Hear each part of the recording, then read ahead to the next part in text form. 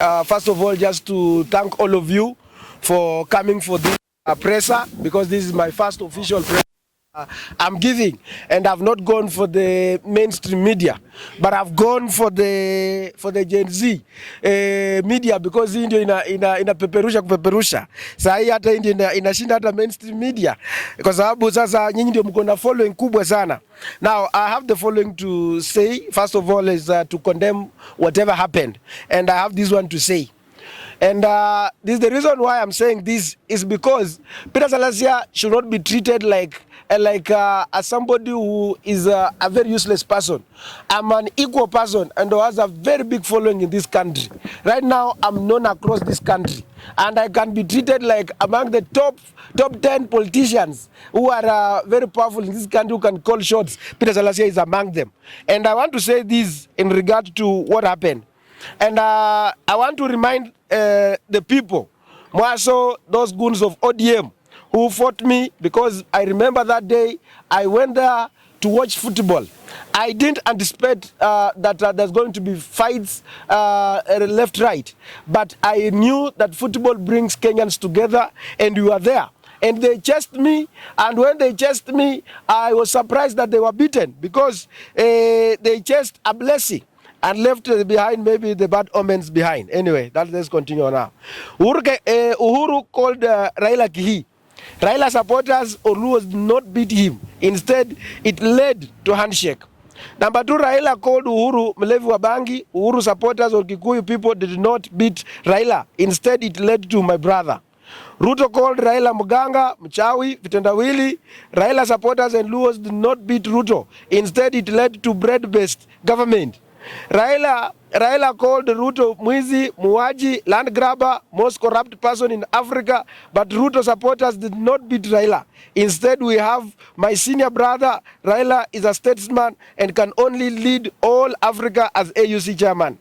Salasya just called Raila conman and lying to Luya Nation for his stomach on TikTok, and is being hunted down like a rat and beaten by Raila supporters when going to watch an international match between Kenya versus another African nation, Gabon. Raila said many things to Kibaki. We know how it ended. Gachagua said many bad things to Uhuru, and we all know now that what is happening in the backyard. Ruto said many things to Uhuru, including lazy, dynasty, etc., Serelak, and we know how they ended after Hague. Why did this meeting start way back? So that we know that the norm. So the one for PK Salasya has become the most gross to Luos and Raila supporters to warrant beating and embarrassing ourselves in front of visitors. Raila supporters and goons beating Salasya because Salasya has said Raila time is over, and he has been cheating Luya people for his stomach, is being equal to the young men and women abducted when they put people in coffins. Were it that Raila could have been president of Kenya, he could do worse than abduction. Political intolerance must stop. Thank you. Now Mhesh, niko na swali. I would like to know how it started pale Nyayo. Kuliendaje juu kuna watu ambao wanasema ni wewe ulianzisha vita, sijui ulianza kutusiana. Now let's hear from you because you are there, you know what happened. First, mimi nilienda that day, mimi nilikuwa peke yangu. I was just along with my friend, just a small guy called Jemo, rafiki yangu sana, with my driver. So tukaenda pale, sisi tukaingia. Wakati kuingia pale sikuwa na chochote, nilikuwa nimevaa sports, so I didn't carry anything. So wakati nilikuja, watu walianza tu kuniona kwa entrance. Na watu walaka wanaoniona walikuwa wamejipanga, na wale walikuwa na zile jackets zimeitwa FKF, wameandika FKF stewards. Na it's like hao ndio walikuwa wameifanya ni kama ni at stewards, ni wale watu wa kupatiana direction, but ila hali wao ndio watu ambao walikuwa wamejiweka ndio wani direct kwa nipeleke kwenye goons walikuwa. Sasa hao jamaa wananipeleka, I love something so funny. Wale ambao nilianza nao ndio wale ambao walinifikisha huko, ndio walinitoa mbio na wakanipiga. Na wengine sasa wakajoin pale. So it was a planned deal. Now maybe 2 questions from me. Number 1, how bad was it? And number 2, kuna videos of course umekuwa ukipost kwenye Instagram, and a lot of people wamekuwa wakisema umelipa watu. Maybe you can also address that. Salasya, watu wanapenda mimi Kenya yote. Na unajua kitu ambayo imeelicit kama Luya people is because people who attacked me, they were the same, yani walikuwa wanaongea the same accent. Accent moja wakijua accent, kuna accent ya Wakikuyu, kuna accent ya Waluya, kuna accent ya Wajaluo. Sasa ndio watu wangu wakasema hapana, mbona mnataka kutupigia, mnataka kutuulia mtoto wetu. Sasa ndio unaona kila mtu anatoa pale. Hata sasa wengine pia wamejoin. Sasa huwezi lipa zaidi ya watu 1,000,000 ambao wamekuwa wakitoa clips, wakikashifu haya maneno. Ni umeona hawa ni my young people. Unaona hawa ni my young people ambao walikuwa wanaongea. Kwa sababu sasa saa hii sisi tulikuwa tunataka kwenda kwa kuleta mabadiliko katika nchi yetu ya Kenya. How comes ati ya kwamba sasa wengine wameona sasa wako kwa serikali, sasa wanapiga watu kama sisi wenye tunaambiana ukweli. Na unajua mimi najiuliza, nimeuliza wale watu wa Guns ODM ama wale watu wenye wanaona ya kwamba niliongea vibaya na insult. Kuinsult mtu ni nini? Niliongea tu, wakati alisema tumerudi. Nikasema tumerudi kufanya nini? Umerudi kufanya nini? Kama umeenda Yesu, na wala alikwambia, uliuliza nani? Sasa uliuliza. Hiyo ni matusi.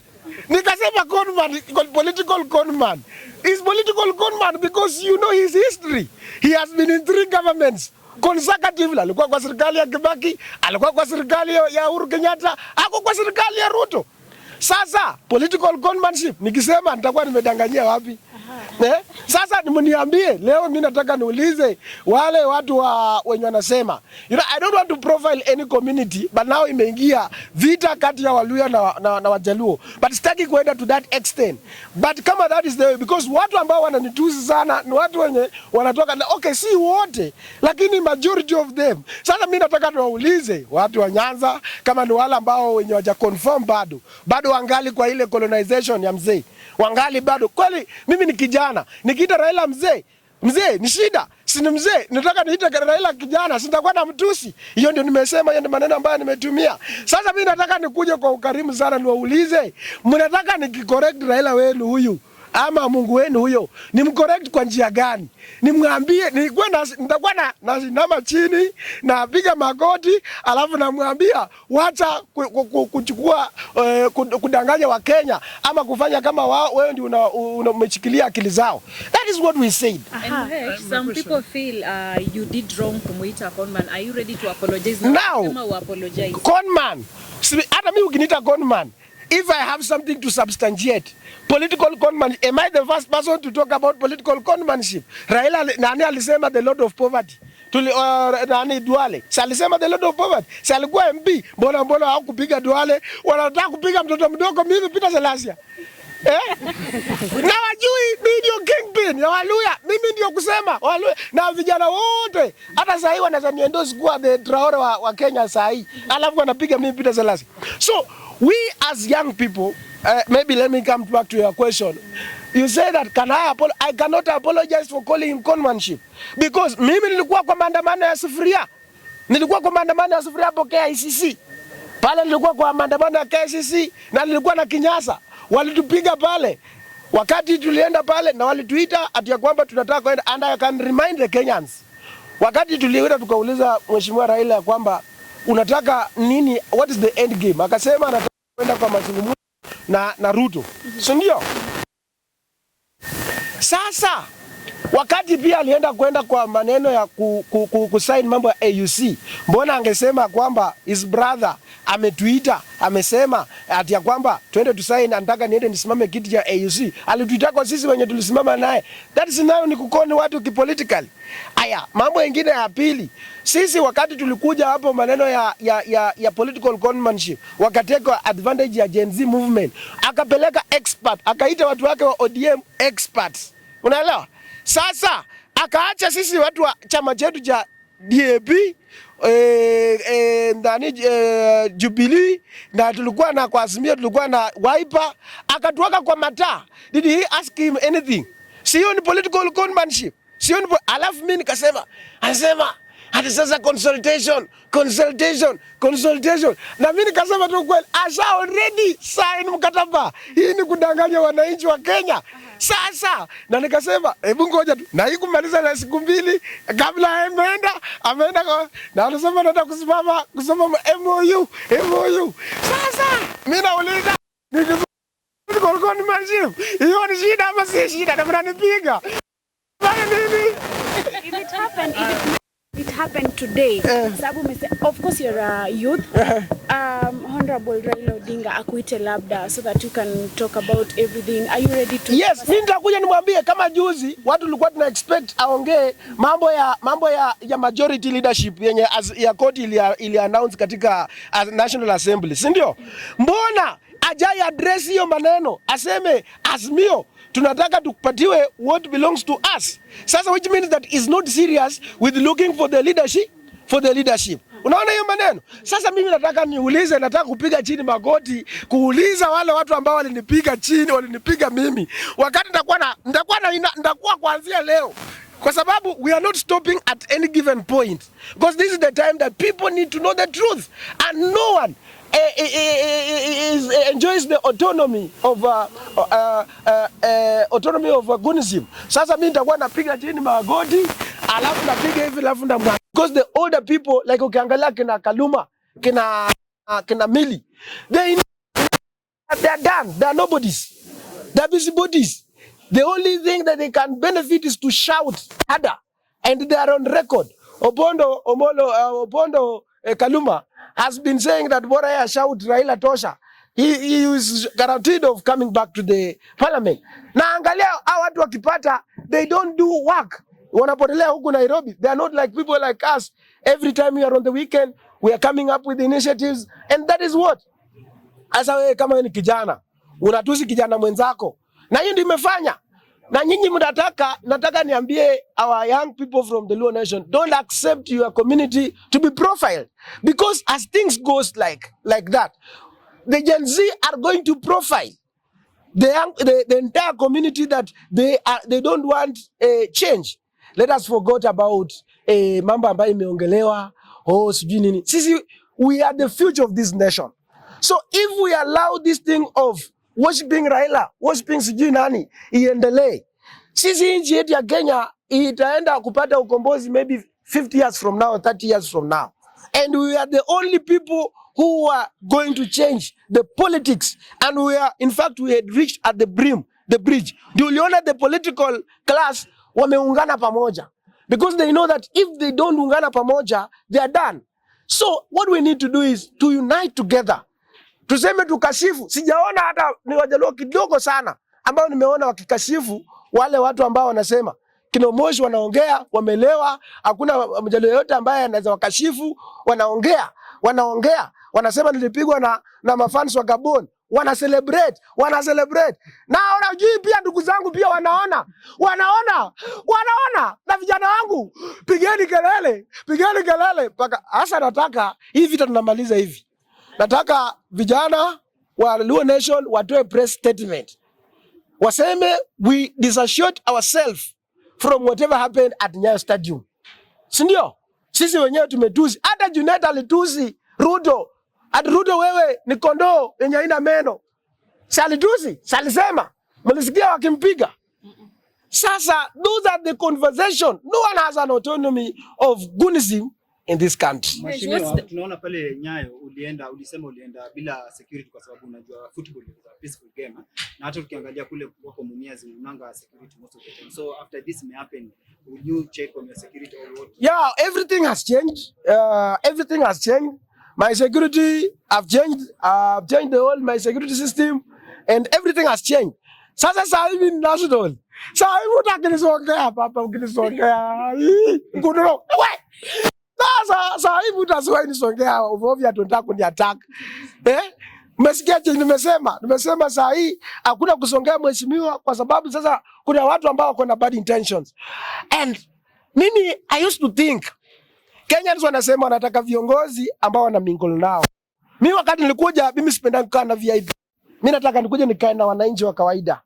Sasa kama mwananchi wa kawaida mimi nikikuja pale mnipige. Mnataka muone viongozi wakuja wanadressia kwa sunroof, wanafanya hivyo.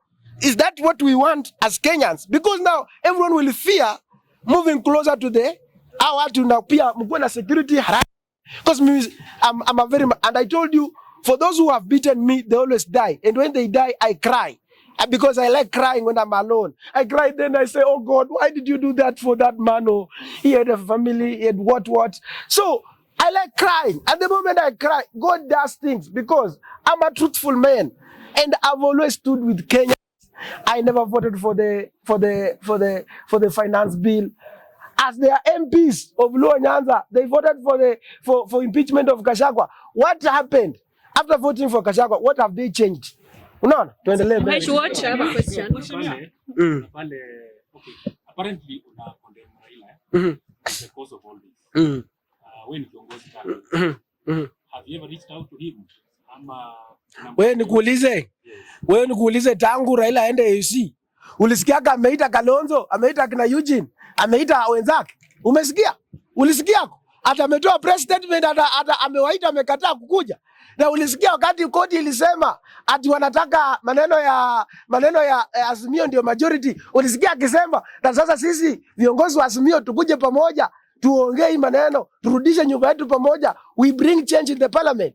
Alafu yeye anaongea huko nje, alishani mbaya. And yet he has the members of parliament he controls. Why can he order his members of parliament to come and do away with the Shah, with the act of the Shah that brought Shah in place? He's not that. Like us. So that's why I'm saying that we are not, in fact, Raila has confused me because my focus was on the key leadership huko mbele. Na yeye alikuwa kama venye alikuwa retire kwa politics, and as long as he's in the active politics we will tell him the truth. Akiretire kama yeye ni mzee anataka heshima, awachane na siasa.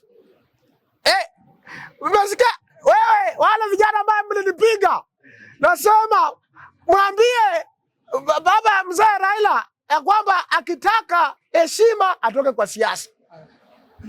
This ideology which says Peter Salasya is fighting for kingpin in Western. That's why all these stories happening. Do you think the thing is true? No, I'm not fighting. I always say that leaders emerge. There is no anyone who will come and say, like for example today, ati wewe sasa ni kiongozi, ati wewe ni king. You cannot. Leaders emerge. And what we really wanted is that we wanted Raila to be the statesman. But now, he should stop now commenting on the national issues. And I think that is the only way we are going to respect him. Sasa yeye, akirespond, wacha arespondie through his members katika bunge. Unaona? Akirespondia, akisema like Shani mbaya, we want to see the next week, ameleta motion ya mtu wa ODM, akisema Shah, we want to remove it. That is the time we are going to respect him. But hii mambo ingine, we are not going. Sunday kuna game ya mashemeji. Sijui kama unaenda because mwana kwa kuna warning pale unaambiwa usikanyage kwa hiyo uwanja. Bana, sasa nimejipanga. Hakuna mtu anaweza shutua mimi. Mliona vijana, niko na vijana Nairobi hapa. Na vijana niko nao. Wakitaka ngumi, tutapigana. Wakitaka mawe, tutapigana na mawe. Hakuna mtu atashtua mwananchi wa Kenya siku yoyote hapa. Na sisi tutakuwa hapa, nitaenda event yangu, niko na event ya kutana na all Form 4 candidates wote kesho. Alafu narudi Nairobi. Mheshimiwa, kuna swali hapa. Since uko na shida na bwana Raila Odinga, do you think you'll continue being in ODM? Mimi siko kwa ODM. Na mimi walinitoa kwa chama, walinitoa kwa komiti zote. Saa hii mimi naangalia supu ya wabunge, naangalia chakula ya wabunge. Unaona? Walichukua vitu yote, budget wakachukua, agriculture wakachukua sijui nini. Wakaniweka jikoni. Nibebe supu nipelekee watu wangu wa nyumbani, wakunywe na mimi supu shiwali. Hata sasa chakula siwezi nilipa huko kwa hoteli ya bunge. That's the only thing I can talking of revolution, yes. We are Kenyans, we are sure that revolution will come. But now you can't, people watu wanapokuwa nje wanasema hatuwezi imba revolution tukiimba tu Thomas. What do you think should be done apart from coming together to make sure that this government is out of power come 2022? What I want to tell them that let us stop this conversation of Raila. Let us remove things called Raila in our minds.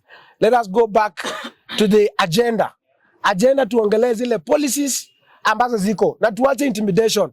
Ati mtu akiongea hivi, Raila has come just to confuse us from the key point. But the good thing is he has known. Anytime ata comment tutakuwa naye. Lakini beginning today, henceforth, I'm now going to focus to the national issues ambazo zina touch on Kenyans. Lakini watu wake wakinitusi tutarudi tena hapo. I think that is what I can just say. Yeah, and maybe a message to the president. The message to the president is that I saw them yesterday meeting with all the Luhya leaders yesterday. Wamekuwa huko kwa State House for I don't know how many times. Kakamega airport will close like about 6 months ago.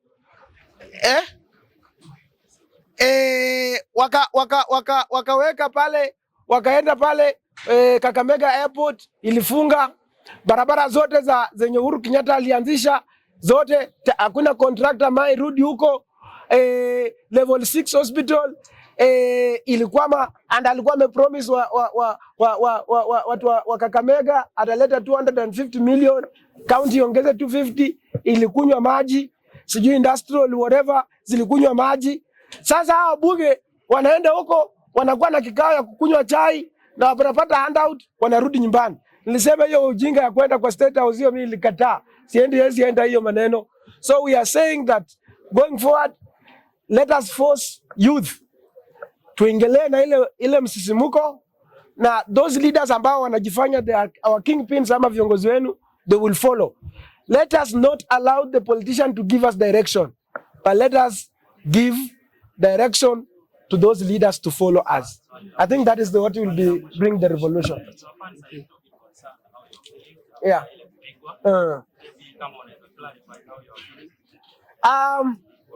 Nilipigwa, unajua sasa pale nilipigwa, si kwenda hospitali, lakini tunaita kwa Kiluya Tingorambiri, ilikuwa mingi sana. Unajua MCA ni mkubwa. Sasa kulikuwa kunaniwekelea hapa. Sasa naendelea vizuri. Mapua yangu hapa unaona imekuwa black hivi. Walipiga. I think that was okay, right? Or you have anything else? Thank you so much. Asante sana.